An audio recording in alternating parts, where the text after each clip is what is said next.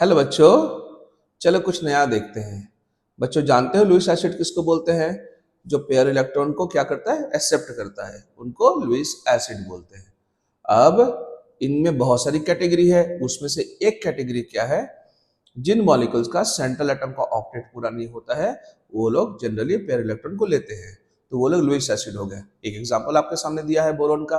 देखो BF3, BCl3, BBr3, Bi3, ये boron के हैलाइड्स हैं। इनका देखो किसी का ऑक्टेट पूरा नहीं है बोरोन का, तो ये लोग एक अच्छे लुईस एसिड्स हैं। अब इनमें कौन सबसे अच्छा लुईस एसिड होगा?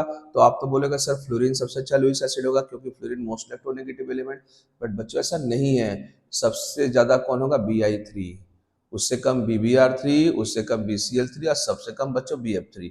यानी इधर से इधर देखो मैंने लिख रखा है acidic property increases, okay, increasing order में लिख रखा है। अब आप बोलेगा सर ऐसा क्यों? ऐसा इसलिए बच्चों क्योंकि इसको समझाने के लिए एक कंसेप्ट डेवलप किया गया है जिसको बोलते हैं बैक बॉन्डिंग या बैक पेयर डोनेशन। इसका कारण क्या है? कारण ये है, देखो बच्चों, बोरोन के पास एक वैकेंट p ऑर्बिटल्स है, ठीक है, और बाहर से इलेक्ट्रॉन को इसी ऑर्बिटल्स में लोग लेता है, इसी कारण ये लुईस एसिड कैरेक्टर शो करता है। अब क्या है बच्चों, फ्लोरीन की रेडियस बहुत छोटी होने के कारण क्या होगा? फ्लोरीन के पास देखो तीन तीन ऑर्बिटल्स है p के, और तीनों भरे हुए हैं।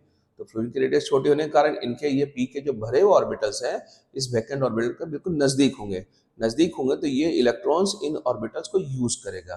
तो आप सोचो, अगर ये इलेक्ट्रॉन इन ऑर्बिटल को यूज करेगा तो बाहर से जो इलेक्ट्रॉन आएगा उसको लेने की टेंडेंसी क्या होगी? कम जाएगी। तो कमने से लुईस एसिड कैरेक्टर भी क्या होगा बच्चों? कम जाएगा। ठीक है, इस घटना को बोलते हैं बैक बॉन्डिंग या बैक पेयर डोनेशन बोलते हैं। अब जैसे जैसे हमारा रेडियस बढ़ेगा वैसे सब बैक बॉन्डिंग की टेंडेंसी घटती चली जाएगी, तो लुईस एसिड कैरेक्टर बढ़ता चला जाएगा। आई होप आपको समझ में आया होगा। Thank you.